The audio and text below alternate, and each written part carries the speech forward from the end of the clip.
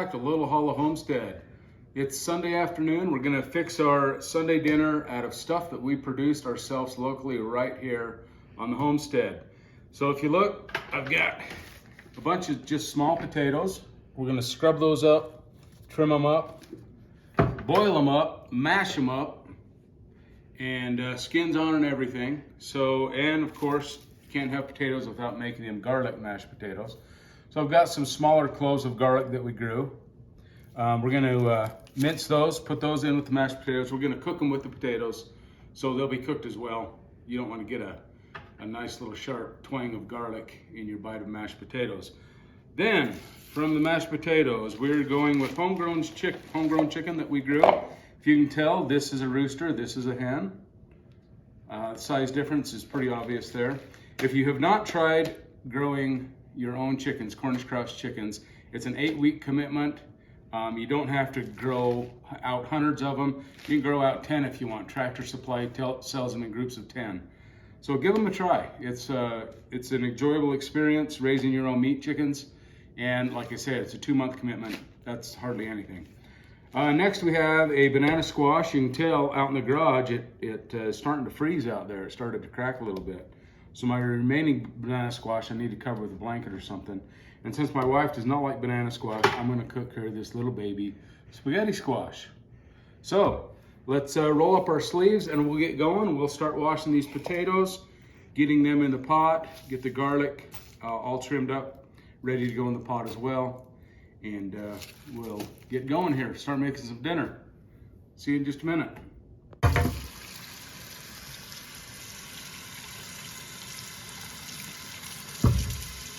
Don't want any dirt, and we're gonna cut off some of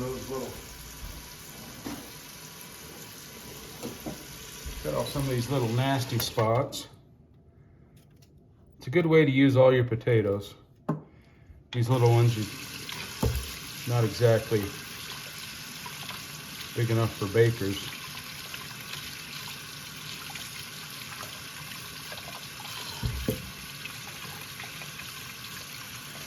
Oh, see, there's a nasty spot. We'll cut that off until we get down to good potato.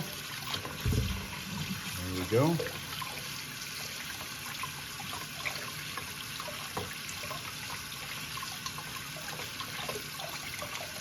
Then after I boil the potatoes up, I'll drain all the water off and rinse them again, just in case I missed any dirt.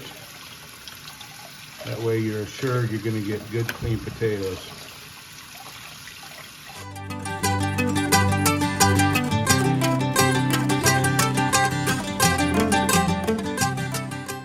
It's 12 degrees out there this morning. I've been out taking Izzy for a bit of a run. And we built a fire because we were freezing to death, but she's got her exercise in for the morning. So she is currently camped out in my dad's old easy chair that I have out in my garage. Her favorite place to be. Here we go, we got all our potatoes cleaned up. Got all the little damaged bits, any soft potatoes that are not going to be good to eat, we'll throw those away. But this is a good way to make use of your little potatoes. So we'll get the garlic peeled here and we'll get that in there and we'll catch you up in a minute. Okay, a little trick I just figured out. Didn't learn it from Martha Stewart, kind of figured it out on my own. When you're peeling garlic, you just put it in a little bowl with a lid on and you shake it for about 30 seconds and it helps the husk come off, make them a lot easier to peel. However, I was having a little bit of trouble with this little bowl getting my garlic to peel. So I just cut off the root end of the garlic and then it peels fairly easy.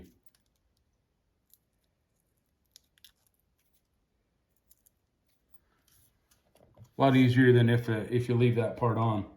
And if you're lucky, they come out completely huskless, which is a bonus. Anyway, cut the root end off your garlic next time you peel it. See if it works for you. It worked for me today. Okay, we're learning as we go. Just did another little experiment. If you cut both ends off the garlic, the root end and the little top knot part, the little pointy part, they come out extremely well. guess it only makes sense that the husk is bound by the little top knot and then bound again down by the roots. So I guess it's common sense you cut both those connecting points off and the husk come right off. So anyway, I learned something new today. Okay, so my little garlic tip might have been, it was news to me, it might not have been news to you. But I'm pretty excited for how easy that garlic was to peel. So we just, really simple, fill our pot full of water. We'll put it on to boil. When the potatoes get really mushy, we'll take them out, give them a good rinse, mash them up, add some butter and salt. Unfortunately, I didn't grow the butter on the homestead, and I don't have a salt mine. So the main ingredient did come from the homestead though. Okay, now we got the potatoes on to boil. It's just preparing the spaghetti squash and the banana squash. Pretty straightforward.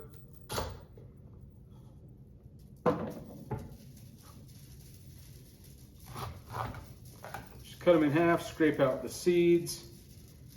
I put them, the spaghetti squash I put face down on the baking sheet. The banana squash I'll leave face up because I like to put a little brown sugar on them. Just makes them a little sweeter. And we'll get that going here. Of course, all the scraps will make their way out to the chickens.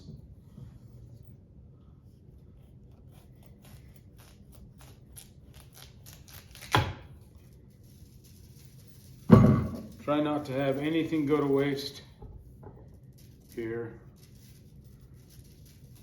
If I took time to grow it, I want to take time to prepare it properly, and any scraps will be used by the chickens or the dogs. If I can get this thing cut.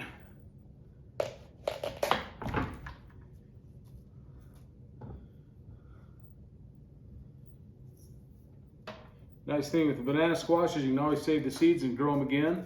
I've already saved a ton of banana squash seeds this year, so these will go back out to the chickens and to the birds. Unfortunately, the spaghetti squash is a hybrid, so I wasn't able to save the seeds, but I'm going a different direction next year with the spaghetti squash and trying a burpee variety. It's also a hybrid, unfortunately, but they say it does a lot better job in our area. So this will be the last year for this type of spaghetti squash. So we'll get these all prepped up on the cookie sheet. We'll put those in the oven. Then we'll get ready to separate the chicken into the different pieces that we're going to deep fry outside in our deep fryer. And I'll show you that process in just a second. Okay, so we've got our banana squash, the spaghetti squash all ready to go in the oven. Like I said, I just like to take and sprinkle a little bit of brown sugar on the banana squash. Just gives it a nice little sweet flavor. And I always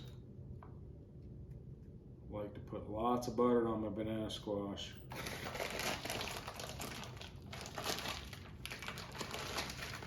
And salt and pepper. Really makes it turn out good, in my opinion. Never have too much brown sugar on anything. Anyway, we got the guts of the squash ready to go out to the chickens, and we'll put these in the oven, and we'll show you the finished product, and we'll move on to getting the chicken prepped and ready to go out into the deep fryer.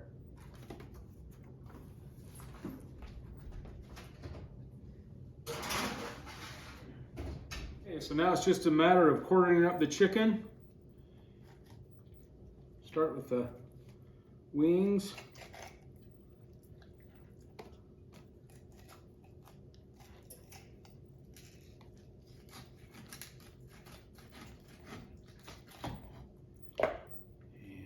Thighs off of here.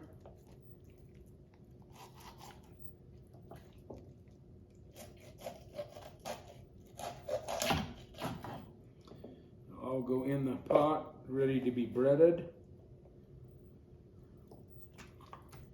Go into the deep fryer.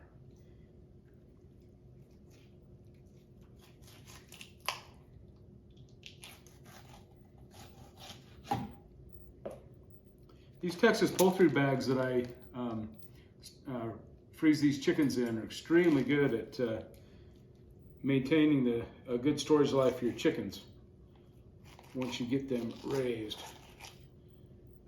Really like those. Get them off Amazon. They're pretty cheap.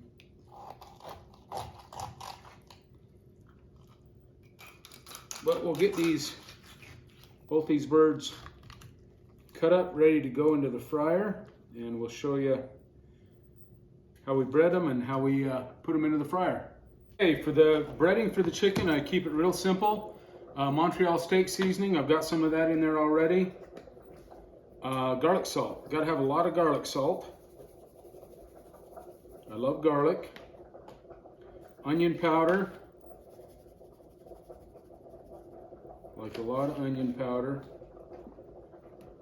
Plain black pepper.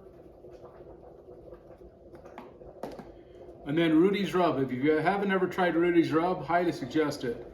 It's made by a company out of Texas, New Braunfels, Texas. They've got a string of barbecue restaurants down there, and they sell this. You can get it online anywhere. They do make one especially for poultry. I'm out of that.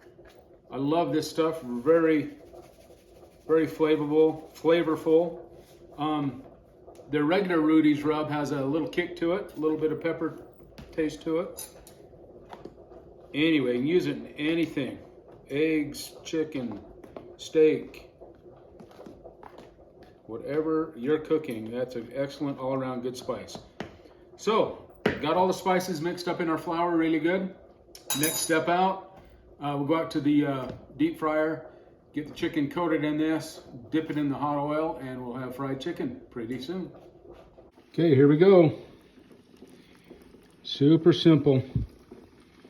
Just coat that good in the flour, which goes right in the oil.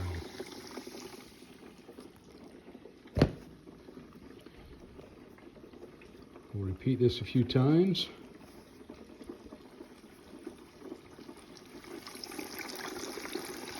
And dinner will be ready before you know it.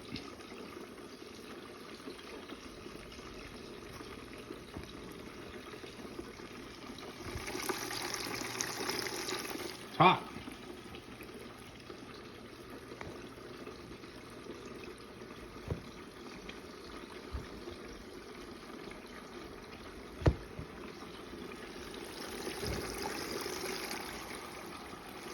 And there we go. It's all cooking. Cook about 4 pieces at a time. Don't want them to get stuck together down in there. Okay, so the mashed potatoes and garlic are done boiling. If you look, you can see that clove of garlic. Just see how that it's just gonna mush right along with the potatoes. We'll mix it in real good, and that'll give us a nice garlic flavor.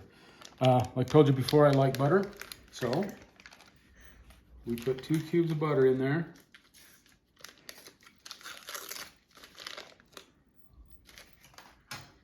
Kind of get them out of the way, and then mash them first with the little masher thingy.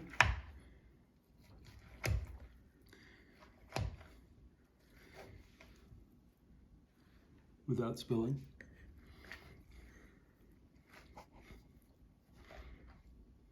Get the butter down there in the bottom so it can start melting a little bit. All right. Now we'll take our, this was a wedding gift 38 years ago. Still works great. So now I just add milk until it looks like it's about the right consistency. It might be old, but it keeps working just like me.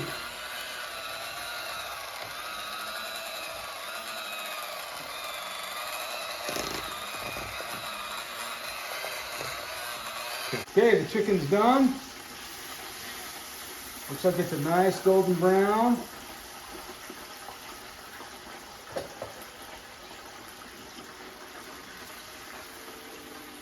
There's that last breast. It's in there. And my heart. So it's a cook's prerogative to test your recipes as you go. I've already had one of these chicken wings. It's extremely good. So we'll take this in the house, we'll put it on a cookie sheet, put it in the oven, just until everything else gets cooked. So we need to go finish the potatoes and wait for the squash to get done, and it's time to eat. Sorry. So we'll just put the chicken in the oven. Just keep it warm. The squash is just about done. Now we'll come over and we'll finish the potatoes. We've got them all mashed up. The butter's melted. Potatoes are a spice sucker. They take a lot more salt and pepper than you think.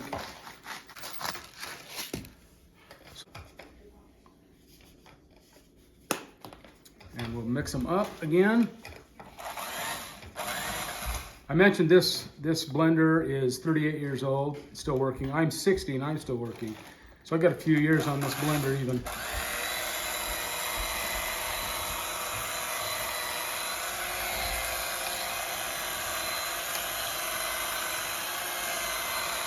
We need a little bit more milk.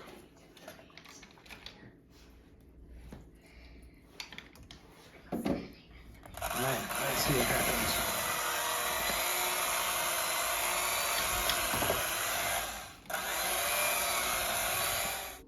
Now we better test them. A little more salt.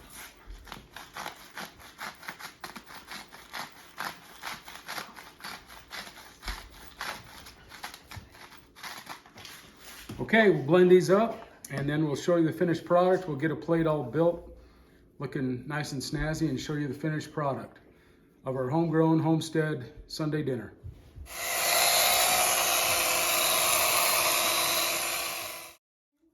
Okay, so there you go. Everything from the garden to the chicken coop to the plate, it's come full circle. Everything here was raised and produced here at the homestead. Haven't tasted it yet, but it smells good, looks good.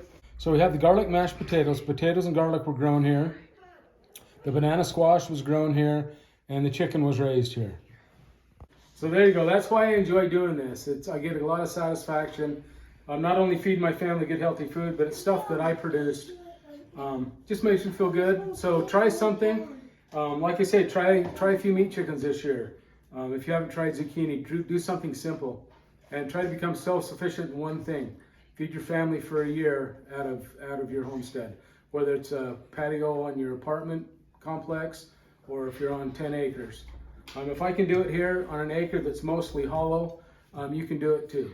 So thanks for stopping by Little Hollow Homestead for our Sunday dinner, and have a good one, and we'll catch you on the next one. See ya.